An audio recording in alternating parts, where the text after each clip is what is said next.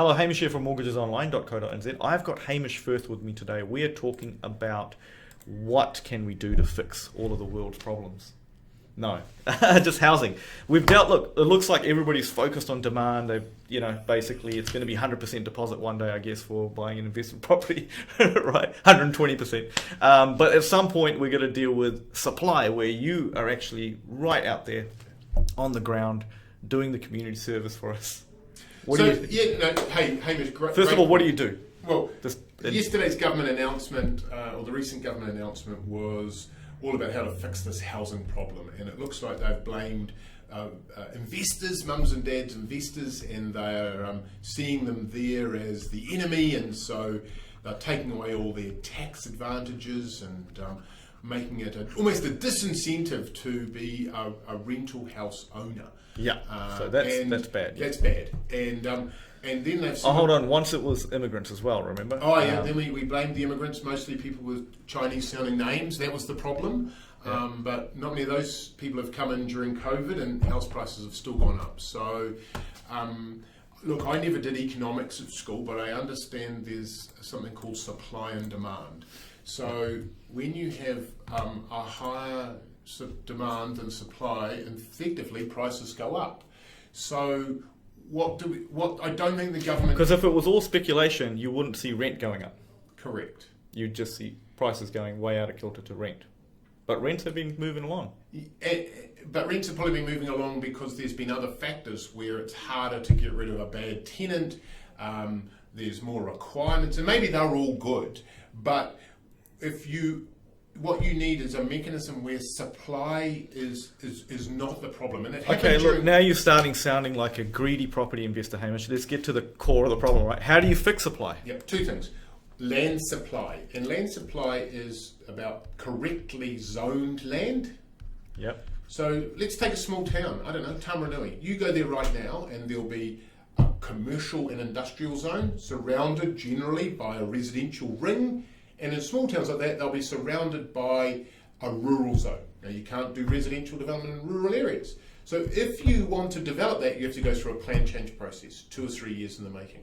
So the first thing I would do is mandate that every single council has 10 to 20 years of correctly zoned land to meet demand for growth. Okay. That doesn't mean the infrastructure is ready. It just means that someone doesn't have to take 2 years to get a piece of land rezoned from rural to residential. It's already zoned, and as that land is eaten up, then more land is made there. We're not going to run out of land. You're not going to be, a small town, it might double its population in 50 years, but if there's no new supply, prices will go up. Mm-hmm. Then what you do is you're going to have an infrastructure problem. How do you service the infrastructure? It's much easier to service infrastructure when a developer has land that's ready to go from a zoning point of view. Then development contributions from that land with an approved resource consent can pay for an upgrade of water systems, can pay for an upgrade of wastewater. The other thing is a council will then have 300, 400, 500 more ratepayers who are contributing rates. Yeah. So the starting point is not saying, well, we don't have infrastructure. The starting point is we don't have ready zoned land. Now, what about Auckland? There's areas in Auckland, light industrial land out on Puanui Road, which is zoned correctly, but does not have the necessary roading or sewerage, so it can't be developed. But all of those developers are actively working together because the zone is correct to put the infrastructure in place.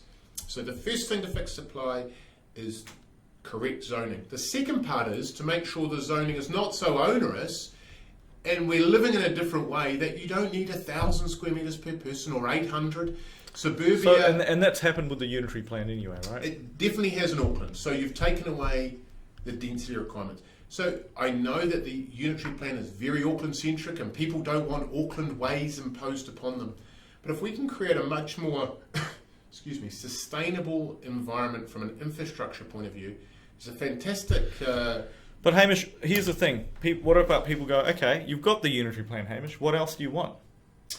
Very good. So we are doing, as you probably know, 20 or 30 terrace. So where are they? Where are these houses? They're being built. The difficulty you've got... Why aren't they being built quicker, Hamish? Okay, so the problem you've got is that you can still buy a site, get a resource consent, and then on-sell that for a profit for someone who doesn't want to go through the stress of getting that resource consent. All of those resource consents are now forthcoming, they're just too slow. And because Auckland Council has issued so many, it's almost as if this has become rinse and repeat. So we're not reinventing the wheel, we're not doing anything new, but when consents don't get allocated in a timely manner, and then the engineer goes away, and then someone's sick, and then...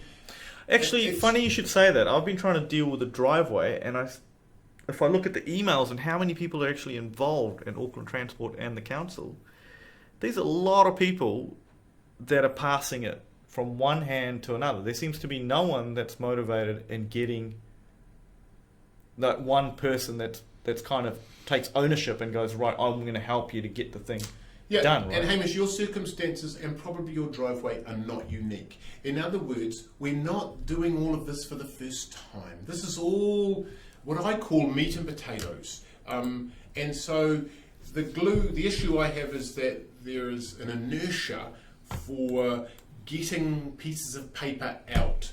And so if you'll still be able to buy a site, get a resource consent and sell it for a profit, it tells me that resource consents are still a barrier to entry. Yes, because someone can make a profit on removing that barrier for you. When if the development itself is not really in question, there might be a few issues we need to resolve, it shouldn't take so long and have such a cost to it, mostly in terms of time and uncertainty, to get it out. Because here's another thing, Hamish, which comes to mind. If you're a developer and you know that you can't actually get spade ready on this site for another year, you're almost playing a guessing game on what is going to be the future course of house prices. And that is the problem. So most people won't start their building consent drawings because of the fear of planners wanting to make changes. Therefore, you have to do the building consent documentation twice. So therefore, you wait 5 or 6 months to get your resource consent, and then it takes 5 or 6 months to get building consent.